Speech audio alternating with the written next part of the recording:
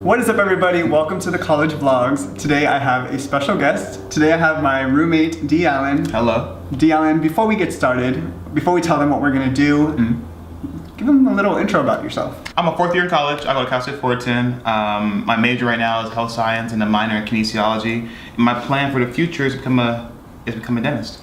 Nice. Now I know who's gonna work on my teeth. Because, I want bleached teeth. So today we're gonna do something that I've never done on my channel, and that is a mukbang. We're gonna do a Panda Express mukbang, but we're not just gonna eat and talk about anything. Today we are going to talk about what it's like being single in college. All right, let's get started. How long have you been single? It's been a minute. Been a minute? It's been some cold winters, lonely Valentine days, and I don't know, just overall just like some lonely nights. Just saying. But it's cool though. Yeah. Honestly, it is. I mean, it may come to a surprise to you, but I've been single for 5 years, and I'm about to go on 6 years in January. Why do you feel like I've been single for that long? Well, since you already have like a YouTube channel, I also you did mostly focus on your work ethic and as well as like your grades and stuff. Mostly trying to expand your networking skills with your YouTube as well as get and on campus. Yeah, definitely. I feel like I'm happy where I'm at, but I want to further my brand, and I just want to focus on content creation, focus on just developing my career. And sometimes when you're in a relationship, it can be kind of distracting. Yes, it can. And right now that I'm in my 20s, I'm trying to grind, and I can't have any distractions. So it's true, just trying to focus on building my brand and getting my career where I want it to be. Yeah, I agree with that because I feel that with the relationship that requires a lot of attention and also a lot of money. So with that, since we're young, we're broke, college students. I feel like that. Now we're on our way to the gastronome because we're hungry and we love the gastronome, don't we? Can't relate. Tends to be strictly on academics, as well as trying to build up a networking system. And as well as trying to focus on what you want to do after college. So the next question is, what are the pros and cons to being single? I'm gonna start with the cons first. Yeah. I'm gonna say that the cons of that is that you feel a hint of being lonely. You have a hint of also not depression, but you want to talk to somebody, but you're I want to talk to my family because I think that's family. You want to focus mostly on your grades, and I feel that if you're in a relationship, well, me personally, my grades start to slip. The pro of staying single, you get a lot of work done, so all your attention goes to all the things your that hustle, you're doing. Your hustle, your grades, like you say. Yeah, you for instance, you can put all your time in YouTube, as well as put all your time as well as your academics. So the pros for me would be that you really get time to reflect, think about what you learned in your last relationships, and you get the time to really focus on what you want. And especially right now that we're adults and we're in college, we're looking for someone who's ambitious, knows what they want, cares about their career, cares about being educated. Because I feel in high school, it's just you're attractive, I'm attractive, let's date. And some high school relationships end up dating for a very long time and become successful, but right now that you're in college, you get to focus on what you really want. And the cons would probably have to be is that I feel when you've been single for a very long time, specifically me, been single for almost 6 years, you kind of feel you don't need anybody. So when someone tries to hit you up, someone tries to flirt with you, you're kind of oh, you'll go along with it, but in the end I feel I'll ghost them and I'll just stop talking to them and not really care. So I think that could be the con. It's just feeling you don't need anybody. And obviously you don't need anybody, but you choose to have a partner, so. All right, the next one is, what are your standards and what are your values? I have a list, give me 1 second. All right. So my list of standards, I like a girl that has big lips and talks with a nice, vocabulary. We're able to speak back and forth and I don't know, on real controversial things, but at the same time be silly and stupid at the same time, And then for the values, I want a person that's also likes to learn and likes to also try new things. Likes to go out and be adventurous. If I'm just it's a late night, we're not doing homework, I'll say, hey, let's go on a midnight run to the donut shop. That's spontaneous. Or spontaneous. Yeah. That's the word. Spontaneous. Love that. She also has to be religious Christian. But for these standards, do you feel they need to meet all of those, or like some of them, or most of them, in order to I'll be a say potential more likely. partner? Or? She has to become ambitious, godly, and have a financial plan. Everything, just those three things alone are like, okay, that's dope. Yeah. I'm invested. How about you though? For standards, I feel like I did used to have like you, like a list. But I feel like having those kind of lists kind of like set me back, because it's kind of like looking for that perfect one. And I know that no one's like meant for you, no one's like your perfect soulmate. So I kind of just like lowered it. Not that I'm lowering my standards, but I just want someone who is a good person, someone who's respectful, someone who's polite, someone who can have a meaningful conversation, someone who is spontaneous, and then just has morals. And then I would want someone who's like attractive, because, you know, I want to be able to be sexually attracted to that person. Of course. But one of my values, I feel like no matter what, like, I want someone who doesn't smoke or drink. Like, I don't mind like going on a date with someone who smokes or drinks and, you know, possibly having fun with them. But like, if I want something long term, they can't smoke or drink, because I just don't want that affecting my relationship. I don't want to have to come home at night and then find out my partner's drunk and at the bar, or I don't want arguments being started because that partner is drinking too much, or you're intoxicated. And then I care about that person's health, you know? Like, I don't want to know that they're drinking and smoking and it's like ruining them, you know? Because health is wealth, and I kind of want like a business partner as well. And I don't want that messing us up, you know? Yeah. I mean, do you mind if they like a social drink? Like if you're out like at dinner and you have like occasional like beer or wine or something like that. Is that okay? That's okay. That's okay? Yeah, why not? So like you don't like, want someone that's like an excessive drinker, like like you can't just drink just to drink. Okay. Like if we go to an event, like a networking event, and they're serving free cocktails, serving free margaritas or whatever, that's fine.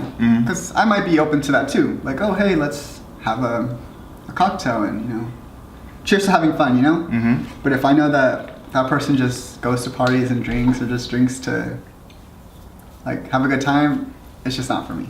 Okay, so like so you said smoking, drinking is like an automatic like turn off. What's like another turn off? Because me personally, like if my partner smokes or drinks, like if they smoke, it has to be weed.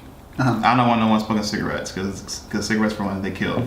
That's just, and also like watch your teeth, bad breath, gingivitis. But no, cigarettes, someone that's bad with their money, and someone that's just like just lazy. Like it can be a bright and sunny day outside. Bright and sunny day outside, excuse me. Yeah. And they just want to sit at home and just watch Netflix, not do anything. Like chill. like let's walk around. Let's go to the beach. You feel me? Or just take a walk down the block and just talk about life, you know? How about me and you like go walk to the mailbox and back? Something. But yeah, like what else would turn off for you though? Another turn off would be someone who's not open to entrepreneurship. Like, you know me, like I have a YouTube channel, I'm an Instagram model, I'm going to school full time. I can't just have a partner who just goes to school. That's it. That's all you're doing. You're not working part time. You don't have a side hustle. It doesn't show you have any entrepreneurship. Retweet. Any partner that I have in the future, I want to start a business with them. Yes. Even if it's like a YouTube channel, they have to be open to that. And they have to be open to helping me, and I'm going to be open to helping them.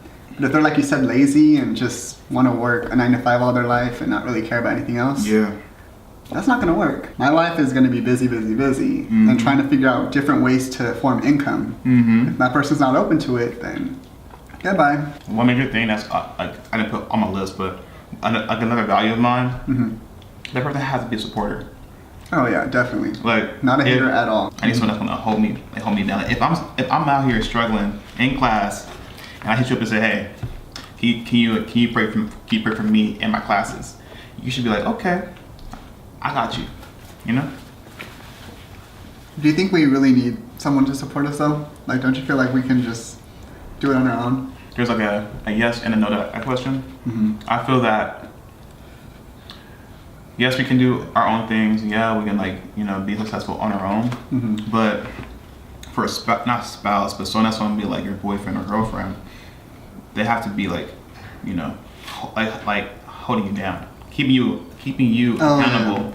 Because if you're over here slacking, and you always used to go to the gym every day, and all of a sudden every day, or every other day, or like 4 times a week, and then now you're slacking and you're starting to get like a little hefty. Then that person, it's not their job to like say anything, but I'm just saying that they should tell you something. They should tell you something. Because they're not telling you because just being mean. They're telling you because it's something you've been working on and you know it's important to you. So trying to look out for you. That is true though. That's important. Because sometimes by yourself you can be consistent in the gym or whatever you're doing, and you just stop. Lose motivation, or you just don't feel like going. But if you have someone to hold you accountable, it's like, hey babe, you said you were gonna keep working out, get your ass to the gym. Or you say you want to start this business, but then you stop doing it. Like, what happened? So school happened, you happened. No, come on, get up. And if they're willing to help you, even better, Oh yeah, that's what you need. Like you need like a little Bonnie and Clyde, like a little ride or die. Yeah, definitely. You want someone who's loyal and just down for you. You want someone down for you. Like you need help. They're on their way. There it is. All right, the next question is, do you use dating apps, and have you ever had like success with dating apps? And what I mean by success is a meaningful conversation, a date, or a partner. I tried it a couple of times. I think I got not lucky, but I got successful like twice. How about you though? I've had like a couple of like meaningful conversations, but nothing ever led to something like special or anything like that. But majority I haven't had good luck with dating apps. I feel like there's like a big miscommunication. We're at the Tinder question. I want to elaborate more on like Tinder. Alright, so tell me more about the dating app. Yeah, so I feel that for Tinder, it's more for sex, honestly. You think so? Yeah, it's way more for like one night stands. Crazy, because I have 2 friends that have found partners on Tinder.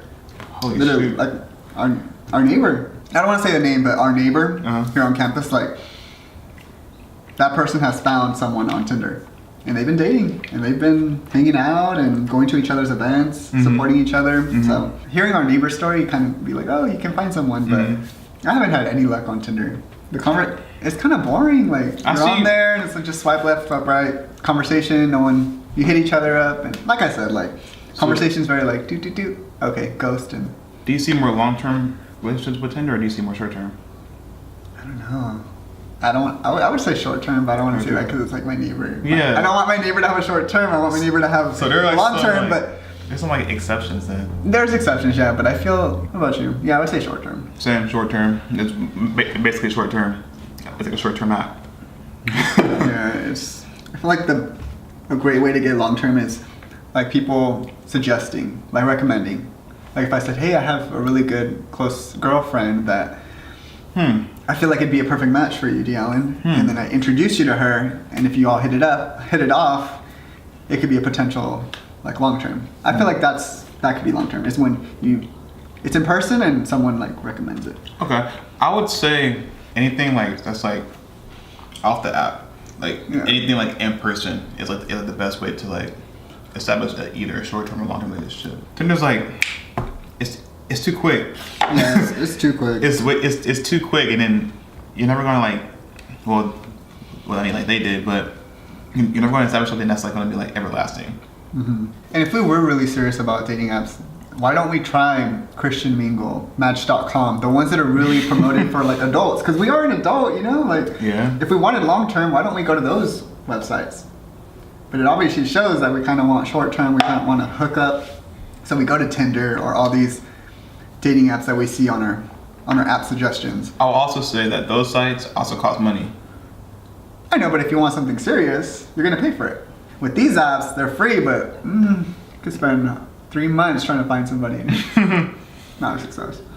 I don't know. Like I don't see like a lot of people our age using those apps, and I feel like I'm getting someone that's like old and like I don't know. That's like in their 30s or 40s. Yeah, that's like already like established. I don't know, like divorce or something. That's like kids. Kids and already they were started like their life already. I'm trying to build up.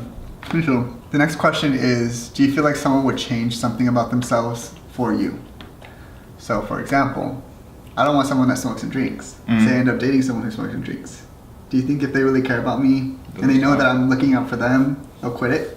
Or do you feel like that's just a a habit that's just really hard to give up, and it's really up to them to figure it out. I feel that if they really truly like want to like start something with you, then they'll like put a pause on it, or like they'll stop it for like a little while. But having someone keep accountable is definitely something. And for me, like I feel that if someone truly like respects me and as well as the relationship, then our thing is going to flourish. You know, it's going to grow. It's going to be healthy relationship, and it's going to be great. Because I don't want someone that smokes cigarettes. I don't.